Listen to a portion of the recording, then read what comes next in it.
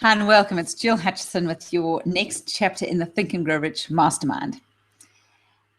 Today we are talking about chapter 7, actually, chapter 8. And the chapter heading is persistence.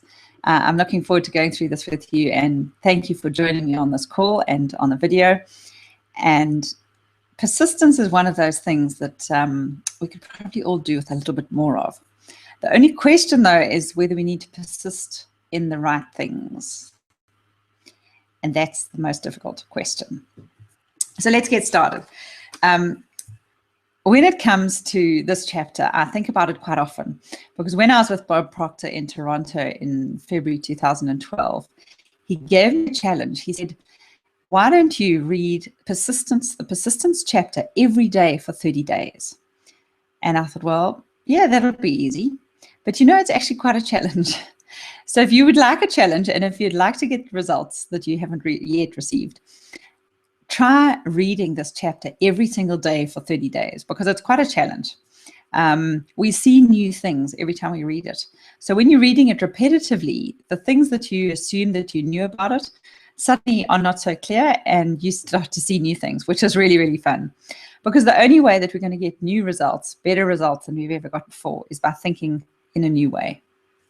And that's why it's really good to have something to challenge that. Now, persistence it comes as chapter 8, which is quite interesting, because think of the chapters that have been before it. We've had desire, we've had faith, we've had specialized knowledge, we've had all sorts of discussion about what is important to become successful. So for anyone who thought that discipline was maybe the first and most important aspect of reaching goals, you now can see that it's actually not the most important thing. The most important thing is to know what you want. Because when you know what you want, then it's easier to know what you want to persist in and what you need discipline in. After having researched many successful people, successful business people, people successful in relationships, people successful in their career, people successful in every area of their life, it's a matter of getting clear on what's important to them. And then it's a matter of persisting with the right things. If we persist with old habits, that's not really the persistence that we need. So we need to be really clear in the distinction in terms of what is the right thing to persist with and what is the wrong thing. I'm going to give you a couple of seconds to think about that. In fact, if you've got a pen and some paper, why don't you pick up your pen now and just write down one thing that you think that you should persist with, that is the right thing to persist with, and one thing that you may decide to stop persisting with. I'm going to give you 30 seconds. Go for it.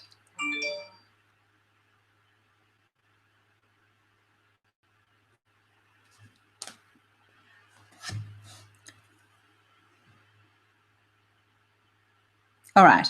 So now you've got one thing you need to persist with and one thing that you need to stop persisting with. That's good. That's very good. Well done.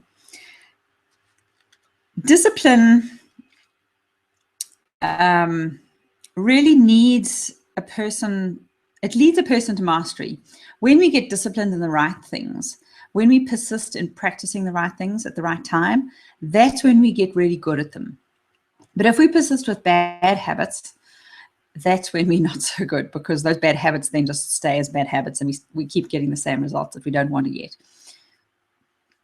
With persistence, it's a matter of picking the things that are really going to be important to you, the things that are going to be the ones that are going to make you successful, and keep doing those.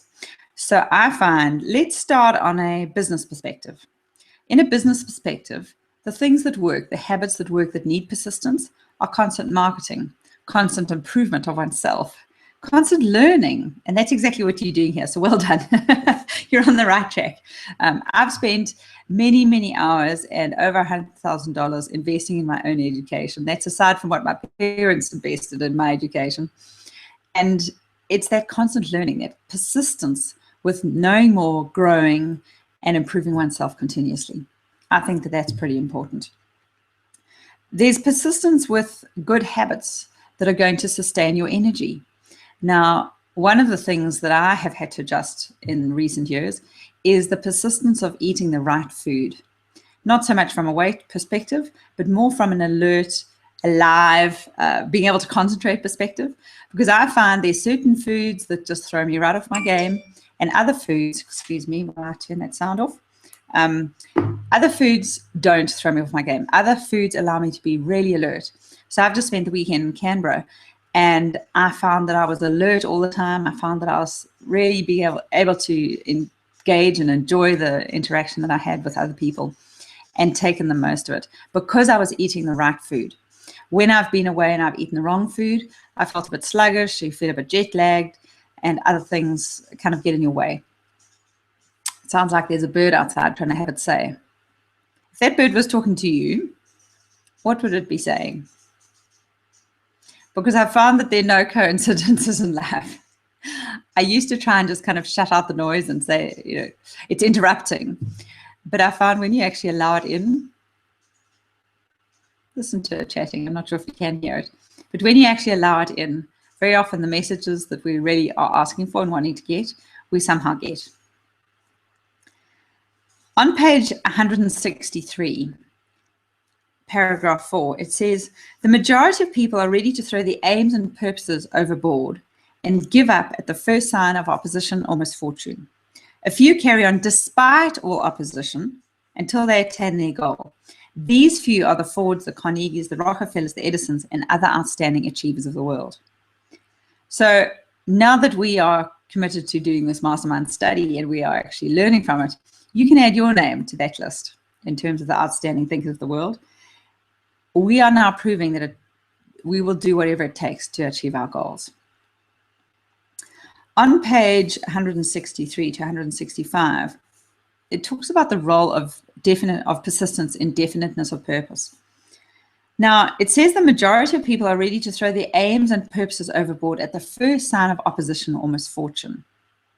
I wonder why that is. I wonder. Do you think it's because of microwave results?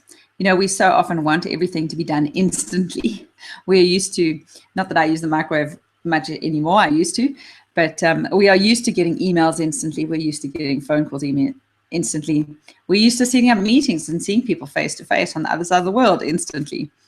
Several years ago, it would have taken months to see somebody on the other side of the world because you'd have to get on a ship. They weren't even, you know, you didn't even just hop on an airplane. So we are so used to things have sped up. Technology has sped everything up. Microwave results are probably the most dangerous of all because we expect them to be happening quickly without much work, without much effort. What if we could slow cook those results? What if we could get a really good system in place that gave us consistent long-term income, reliable, solid, and there for the long haul? Not something that if it goes 20 seconds over, it kind of burns and dies. That lack of faith that people have in terms of giving up. Giving up is really just a lack of faith in oneself, a lack of faith in the project, a lack of faith in what is possible, a lack of faith maybe in terms of the time. These are just some of the things that I think. I wonder what you think. Another lack of understanding is the lack of knowledge, the lack of gender, which is also known as the gestation period. We don't always understand the gestation period of a goal is. So we may set a goal and think, oh yes, I'll have that by, I'll have that in 6 months. But as we start on that goal, we realize that maybe it's going to take 9 months, a year, 2 years. So if you said, right, I want a baby instantly, I want a baby right now, well, even if you did something about that immediately, it would still be 9 months until the baby arrived. Babies have a 9-month incubation period. We don't know what the gestation period or the incubation period of our goal is. Do you ever remember being a kid and planting a seed and then rushing out the next morning and being disappointed because it wasn't growing? I think that's why they use beans as experiments in schools, because you get a pretty instant result. You don't get a beanstalk immediately that you plant a bean. You need to wait a little bit until the gestation period has come about so that it can actually grow. And even when you do see some shoots, that is not the full-grown plant. When you see a baby, it takes many, many years to raise that into an adult. I'm not sure if that's a good thing or a bad thing. So when we go after something and when we pursue something, when we are definite about, without being definite about it, we can get despondent. So we can want to give up, because if you don't know what you want, then you most definitely don't know what the gestation period is. If you know exactly what you want, you can often find out what a reasonable gestation period is. Now, there's something that we need to bring up here, and that is, don't ever change your goal. You can change the time period. So set your goal, even not knowing how long it's going to take you. But then as you get closer, you may realize it'll take another 3 months or another 2 years or another 3 years. We've spoken about this before. It's really important that you are flexible on the date, but not so flexible on the actual goal itself in terms of achieving it. Because if it's what you want, then you need to stick with that.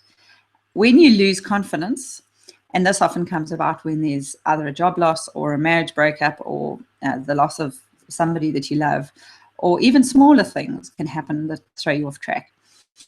One loses self-esteem, one loses self-confidence, one loses trust and the ability to know that things are going to happen when you have a knock like that. And that's okay. It happens, unfortunately. Even when you've been through something like that, it's time to set some little goals that you can actually achieve, that you can then go after in the next phase. Some of the people that I coach in terms of their business, one person that came to mind because her story is quite recent to me, she sent me an email, and it was just so beautiful to see. She said, in just 2 weeks, I have sold this online program and made $4,000. Now, this is somebody who had built a website, wasn't making any money out of it. She's extremely intelligent. She's extremely well qualified, and she still has a day job so that she has the income, but she was really wanting to make some money out of these websites. And I challenged her on several things. We worked on the beliefs, we worked on money beliefs, we worked on what beliefs one needs to have about a business. And she sent me an email and she said, I've done it. I've made $4,000 in 2 weeks. You may not think that $4,000 is enough to sustain you for the rest of your life, but if you can make the first $4,000, the next $4,000 is actually really, really easy. It's that first bit that takes the most work, because it's the first bit that needs a website, it needs a product to sell, it needs to organize the selling, the purchasing mechanism. It needs to be able to accept credit card, PayPal. It needs to have some sort of market. You don't just produce something and try and sell it if you have no list or if you have nobody that is following it. So there needs to be a little bit of a market. There needs to be a forum to be able to exchange that. So there needs to be, if it's not a website, there needs to be Facebook or something like that, where you can actually receive money without having to be there. So this is the difference between making money where you have to actually show up and be there, and making money where you don't have to be there. Now, many of us are used to making money being there, either being paid for time or being paid for product or being paid for services. The next step of playing a bigger game is actually making money where you don't have to be there. And this is really something that each of you can devise right around yourself. So it's entirely you. This is not one, I'm not saying here's a product, you all sell it. This is actually about you creating your own product and your own services that actually really link to your personality, your skills, your style. Everything is unique, because then you can tailor something specifically for your audience, and that's really good. So what do you do in case of persistence there? Well, what you need to do is decide on some actions and persist with them even when you don't see the results. So that's the most difficult kind of persistence, when we have to persist with something in the absence of proof that it's actually working. Now, I don't have a lot of patience, and I'm not particularly strong on persisting with something if I don't see results. So we need to then build in some little mini results for ourselves that prove that we're doing the right thing, that keep us persisting and keep us on track. So I'll be sharing a little bit more about that with you later. Look on page 164, paragraph 2. If you are following this book with the intention of applying the knowledge it conveys, your first test as to your persistence will come when you begin to take the 6 actions described in chapter 1. Do you remember those 6 actions? Go and have a look at them. Unless you are one of the 2 out of every 100 persons who already have a definite plan for its attainment, you may read those instructions, then pass on with your daily routine and never comply with those instructions. How many times have you read a book and thought, that's a great idea, I'll come back to it, and then you haven't come back to it? This is why I like to do the Mastermind study, because we actually drill down to some points, and then if you want to be held accountable, I'll hold you accountable for them. But you need to let me know what you want to be held accountable for. I don't hold you accountable just for being there. Look on, so paragraph 3 on page 164, it continues. I ask you to evaluate yourself on this point because lack of persistence is one of the major causes of failure. How about that? Lack of persistence is one of the major causes of failure. Remember the story earlier on talking about 3 feet from gold, where they'd been digging and digging and digging, and then they stopped digging, and then when they sold it, they found gold right there, 3 feet from where they'd stopped. Moreover, experience of thousands of people has proved that lack of persistence is a weakness common to the majority of them. It's a weakness which may be overcome by effort. The ease with which lack of persistence may be conquered will depend entirely upon the intensity of one's desire. So isn't that interesting? If you have a strong desire, the persistence is there. So here's a clue. If you find yourself procrastinating over something a lot, ask yourself, is it the right goal for you? That can be quite confronting. Because if you think of yourself as a procrastinator, and I've seen many very successful people, they'll say, oh man, I'm a procrastinator. But honestly, they succeed very well at the things that they're passionate about. It's just the things that are not really their core strength or not their core passion that they procrastinate about.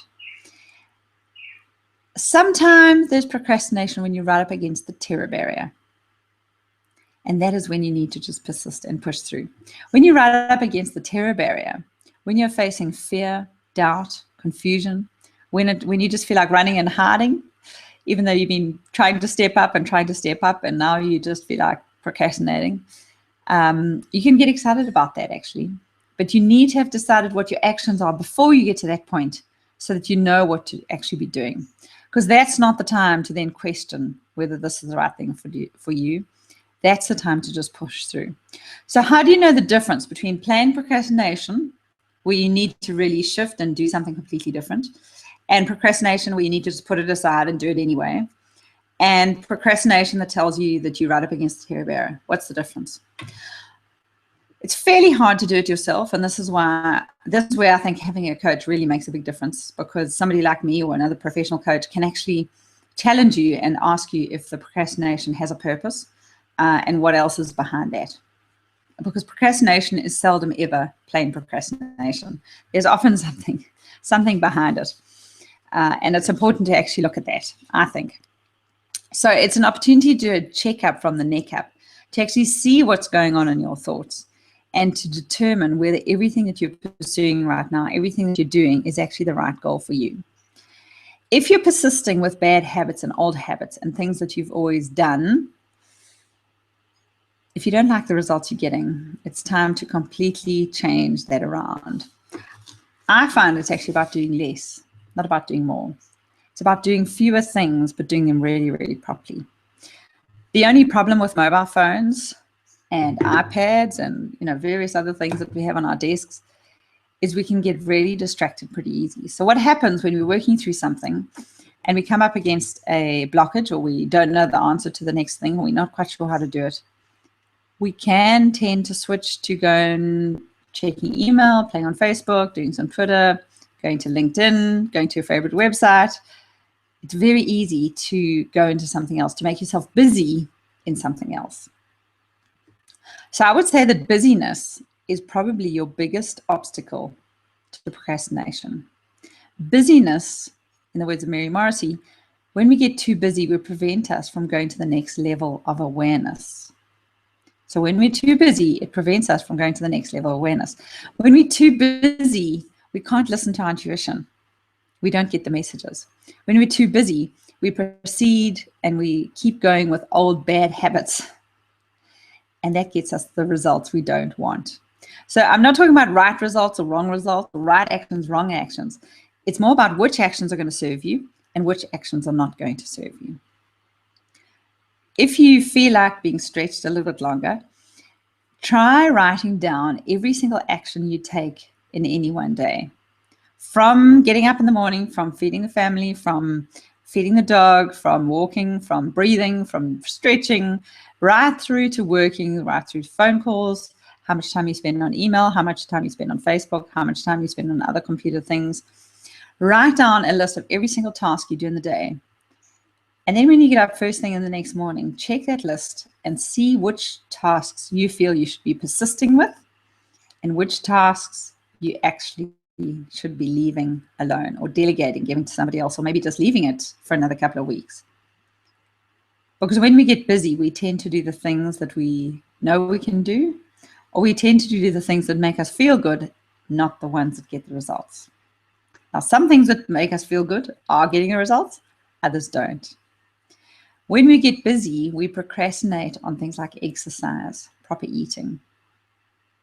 Those are the very things that we need to persist with. Exercise, fresh air, sunshine. Do you know that the number one cause of longevity and good health is actually exuberant emotions, which is laughter, fun, love, passion. Those are the exuberant emotions. So what do you think we need to persist with if we want better health and we want to live longer? Is finding time to laugh. Who would have thought that? Who would have thought that we'd need to persist with that? Because when we get stressed and when something goes wrong, we tend to get a little bit serious. I do anyway. And I see other people around me getting serious. And especially when there's ups and downs in the economy. Right now in Western Australia, mining goes down, it'll come up. Who knows, by the time you listen to this again, it might have come up. But there are fluctuations. There are things going up and down all the time.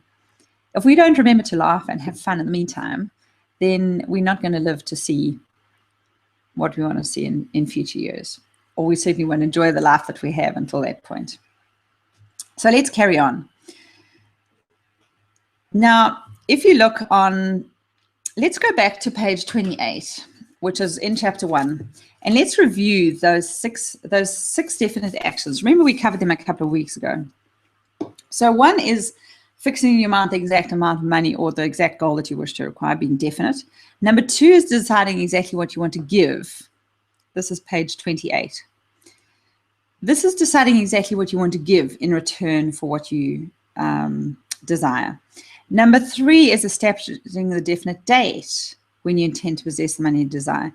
Now remember, you do that to create a sense of urgency, to make sure that your mind knows that you want that by a specific time. But you can move it if you become aware of new factors that are going to make it push out a little bit longer. Number 4 is creating a definite plan for carrying out your desire and begin at once, whether you're ready or not, to put this plan into action. Number 5 is writing out a clear, concise statement. Now, this is actually creating a goal card. Now, the back of my business cards, which I don't have in front of me right now, I do have a goal card. If you'd like one, just email me and I'll send it to you. I can email it. I can give you one on PDF so you can print it out, or I can post you one. When you have a goal card and you persist with reading it, it helps you to know which actions are going to be the right actions for you to persist with. So it sounds a bit of a circular argument, but when you're very clear on exactly what you want, then you know what you need to do to get there. And if you don't know, there must be some steps that can help you get one step closer. Maybe that step is actually just meeting somebody else who's already achieved that. Maybe that step that you need to persist with is working with a coach that's going to help you decide what's important and hold you accountable to the right things that you need to persist with and help you remove the long ones. Let's get back to page 165, which is back in the persistence chapter. You can see in my persistence chapter, there's a lot that's underlined, highlighted, because every time I came back and reread it, there'd be more stuff that I actually saw that needed highlighting. Let's go through to the 16 symptoms of lack of persistence. Let me just check that there's nothing that I need to give you before then. You know, there's so much here. I could really go through go through a lot of it. Let's go to page 165 before we go further. So on page 165, halfway down, there it is there in the pink and the green. It says, spasmodic or occasional effort to apply the rules will be of no value to you. To get results, you must apply all of the rules until their application becomes a fixed habit with you. In no other way can you develop the necessary money consciousness. Poverty is attracted to the one whose mind is favorable to it, as money is attracted to the one whose mind has been deliberately prepared to attract it, and through the same laws. Poverty consciousness will voluntarily seize the mind which is not occupied with money consciousness. Isn't that interesting? So we default to a poverty kind of mindset unless we have been programmed, or if we decide to program ourselves with a money consciousness. A poverty consciousness develops without conscious application of habits favorable to it. So poverty consciousness comes without conscious application of habits favorable to it. The money consciousness must be created to order unless one is born with such a consciousness. Catch the full significance of the statements in the preceding paragraph, and you will understand the importance of persistence in the accumulation of fortune. Without persistence, you'll be defeated even before you start. With persistence, you will win. So that paragraph there about the poverty consciousness plays right back into what I was saying, is if we persist with the wrong things, if we have habits that are not going to serve us and we persist with those, we're not going to get the results that we want. Whereas if we persist with the habits that are going to get us the right results, that's when magic really happens. That's when things come together, that's when everything works, and that's when we see success. It's those habits we need to persist with. And if you don't yet have the habits that you want, then by doing certain things regularly, it starts to become a habit. So I never used to have the habit of having fresh juice every morning, but I started and I would do it every day. And now I just get up and I just have to have fresh juice. When I say fresh juice, it's fresh kale, carrot, a little bit of apple, and lemon juice. I find that's quite a nice, refreshing drink. But when you first start, it's not so great. But the more you have it, the more you do it, the more it actually becomes really enjoyable. Some things don't become enjoyable after a while, and some things do. So again, it gets back to what serves you and what doesn't. Let's go to the next one, the symptoms of lack of persistence. Now, this is really, really, really interesting. I don't normally like to look at what is causing a lack of the right things, but in this case, I find it's really, really useful. It says, here you'll find the real enemies which stand between you and noteworthy achievement. Here you'll find not only the 16 symptoms that indicate weakness of persistence, but also the deeply seated subconscious causes of this weakness. So, Napoleon Hill is referring to the fact that our subconscious mind actually dominates everything. So we can change our habits, we can change our actions, but if we don't change our thoughts, it's not really going to be a lasting change. So that's both frightening and exciting. One that's exciting, you can change. The one that's not so exciting is that it may take a little bit more work to change. And again, this is where somebody who's really used to helping people change their subconscious mind and helping them change their belief and build their beliefs is really handy to work with. I love working with people on their belief, particularly money beliefs, business beliefs, beliefs about what a good mother does, beliefs about what a good partner does, beliefs about how we should perform in the world and what we should be doing. If we don't shift those beliefs, we're going to keep getting the same results. You're going to keep hitting your head against the same brick wall. I know when my children were very small, there were a lot of beliefs that I needed to kind of shift about what I believed about what children needed to be, what mothers needed to be, what families needed to be, because we do the best with what we can at any time. But if you want better results than you've been getting, then the beliefs need to shift. It's not that any of those beliefs are wrong. It's just that they've served you to get you this far, so you can say thank you for that. But they may actually be holding you back from going any further, which is that's why I get very excited. It's a lot of fun, actually. It really is a lot of fun. It's not always fun for the person that's working, that is trying to change the belief, but it's a lot of fun to see the results that start coming. So you can read those, that list on your own. But I wanted to bring you to number 6, and it says self-satisfaction. So this is a weakness that he lists. So what is self-satisfaction, and why is it a weakness? It says, there is but little remedy for this affliction and no hope from those who suffer from it.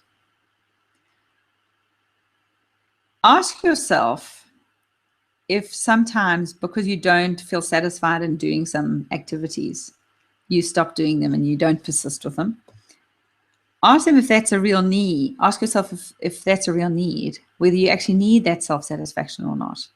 Or would you be happier with the satisfaction at the end? So this is satisfaction with the interim result, or satisfaction at the end once you've actually achieved what you really want. The choice is really up to you. I liked number 11, and each person has a different thing. And when I do this in person in my office, we normally we'll read each line. Each person will read a couple of lines on their own. We'll go around the group, and invariably whoever's reading those lines, one of them will apply to them. Number 11 is lack of organized plans placed in writing where they may be analyzed. So lack of organized plans placed in writing. How many times have you thought, I've got the plan in my head? I don't need to write it down. I've got it in my head. Well, when it's in your head, nobody else can help you with it. And nobody else can critique it and analyze it. Sometimes that's exactly why we keep it in our head. We don't write it down. I know in this house, sometimes I don't want to write things down in case somebody comes and comments on it. But I think that stems back from being an uncertain, maybe a child, and worrying about what people are going to think. And you'll see when we get to the epilogue, that's one of the things. Let's just see where it is. In the epilogue, that is actually one of the major alibis, is what other people think, and the fear of, or I can't remember where the six basic fears. There we go. 6 basic fears on page 240. Is the fear of poverty, the fear of criticism, the fear of ill health, the fear of loss of love of someone, the fear of old age, and the fear of death. Those are the 6 basic fears. And that lack of organized plans placed in writing where they may be analyzed, that is the fear of criticism. So decide whether you want to keep holding on to that fear or whether you're going to prepare to actually step up. You see, the trouble is when we actually write things down and we talk about the plans that we've got, those nearest and dear to us can actually hold us accountable to it. I have to read you a little text that I received from my daughter, Sylvia. It was just too funny. It's like she's become the mother. She's only 12 at the stage, and she sends me a lot of texts. So I have to go back quite a little bit. I was in Melbourne, so we were 3 hours ahead, and she was here. And she said, "Why are you not in bed?" And it was fairly late. Where is it? Oh, for some reason it's gone. Anyway, the crux of the conversation went like this. She said, "Mum, it's already 11 o'clock. Why aren't you asleep?" And I spoke about whatever. She says, "Mum, it's getting late. You need to turn off your phone and stop messaging me and go to bed." Now I thought, isn't that funny that I have somebody else telling me what to do because she's aware of what my plans are. She's aware that I need to be alert. She's aware that I like going to bed early so that I can get some good sleep. When we make known what our plans are, when we make known what goals we want to achieve, we have people around you that hold us accountable. So if you want to achieve good things and you want to achieve big things, write them down, put them somewhere where everybody in the house can see it. Even people coming in can see them, because you're going to be held accountable to them. If you don't want to let them know what your ultimate goal is, at least write down some of the plans that you have so that people can hold you accountable to those plans. Because when you're right up against the terror barrier and you kind of just want to run away and do something else, if you have others around you that can hold you accountable to that, and that's what some of my clients get me to do, is to hold them accountable to their plans so that they don't go off track, then you keep on track and you keep actually achieving things that you really want to achieve. So that's the fun thing. Number 13 is wishing instead of willing. A good question to ask yourself when you set a goal is, am I willing to achieve this goal? And am I able to achieve this goal?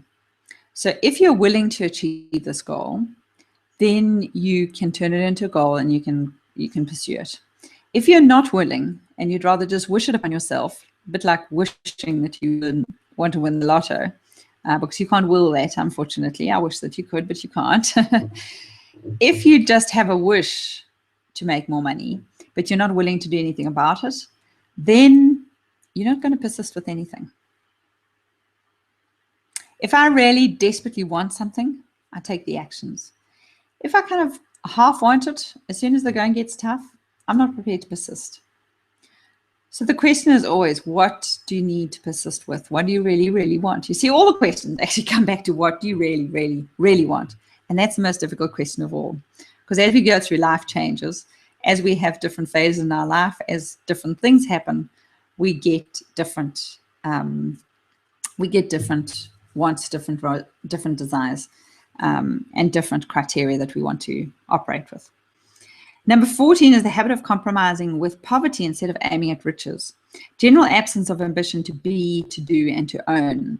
So sometimes lack of ambition or that compromising with poverty can be because we just get used to accepting our lot in life. You can accept your lot in life. You can be very grateful for it. You can still wish for more if that's what you want. But make sure it's what you want.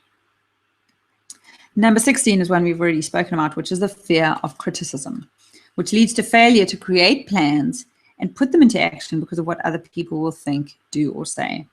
This enemy belongs at the head of the list because it generally exists in one's subconscious mind where its presence is not recognized. And he put some comments to go to page 24. On 172, it says, the fear of criticism is stronger than the desire for success. When people refuse to take chances in business, it's because the fear of criticism is stronger than the desire for success. Too many people refuse to set high goals for themselves or even neglect selecting a career because they fear the criticism of friends and relatives who may say, don't aim so high, people will think you're crazy. So a lot of people have got great ideas, but just don't act on them because of what they think other people would say. Sometimes that's actually just a cop-out. All right, on page 174, this is really where the rubber hits the road. This is how to develop persistence. So there are four simple steps. That's all, 4. One is a definite purpose backed by burning desire for its fulfillment. 2 is a definite plan expressed in continuous action.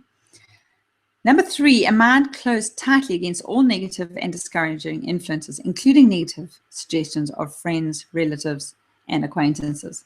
So if we can build a mind that is closed to the outside negative forces and open to the right information that comes in, that's when we are able to develop persistence more. So that exercise of actually reading persistence every day for 30 days does that. It fills our minds so much with the thoughts of persistence. We don't have time for thinking of what other people are thinking or what will happen or what will go wrong. Number 4 is a friendly alliance with one or more persons who will encourage one to follow through with both plan and purpose. So this is a bit of a mastermind group, and this is also working with either a coach or working with a person, a friend, who will hold you accountable and you can hold them accountable. So it's an alliance. An alliance is a win-win. It's not a good idea to enter a relationship where one is benefiting everything and the other has no benefit. It needs to be a two-way. So these 4 steps are essential for success in all walks of life. The entire purpose of the 13 principles of the Think and Grow Rich philosophy is to enable one to take these 4 steps as a matter of habit. So this is about building the right habits. I don't know if you've read Stephen Covey's 7 Habits of Successful People. He goes really into depth of which habits really do work for success. Let's see what else we have in here that we need to talk about. Okay, right at the end, on page 180,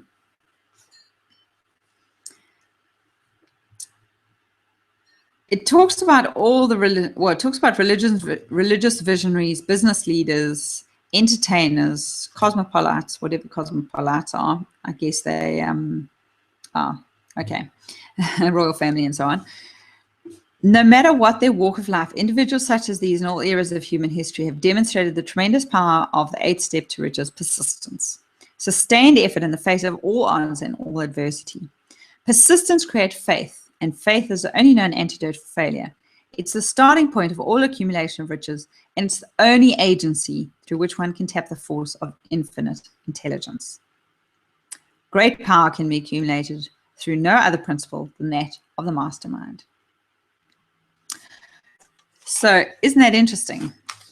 All the information on persistence and what is all there. So I wonder whether you'll be those that carry on despite all opposition until they attain their goal. Because these few are the Fords, the Carnegies, the Rockefellers, Edisons, and other outstanding achievers of the world. Can we add your names to the list? Do you want that? There is no heroic connotation to the word persistence, but the quality is to a person's character what carbon is to steel. Carbon makes steel stronger, as I learned from my metallurgist husband. So we need to make sure that we keep with persistence. And thank you for persisting with listening to these videos and listening with me and reading Think and Grow Rich, because persisting with this, focusing on one goal at a time and then doing another one is going to help you get exactly where you want to go. So your homework for today is to read the next chapter, which is the next chapter that we're going to be doing. I'm going to skip a couple in the middle just because we don't have the time to cover all of them. I wish that we did, but we don't. The next one we're going to cover is actually the subconscious mind. How would you like to add an extra session on? I think that would be quite nice if we actually added another section in on. So read the next couple of chapters and make sure you read right up until the end of the subconscious mind so that we can go and cover it there. Within those chapters, there are the power of the mastermind, which is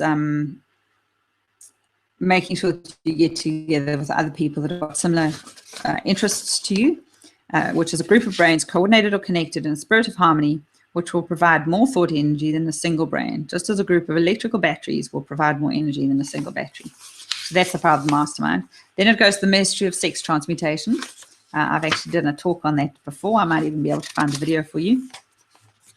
And then it goes on to the subconscious mind. So try and read to the end of the subconscious mind before next week. And I'll see you this time next week, same time, same place. And if you have any questions, let me know. I'd love to address them in the next one. You can email me at jill@jillhutchison.com or leave a comment below the video. You have a great day. This is Jill Hutchison from Evolve Dynamic in Perth, and I look forward to seeing you next week. Thank you.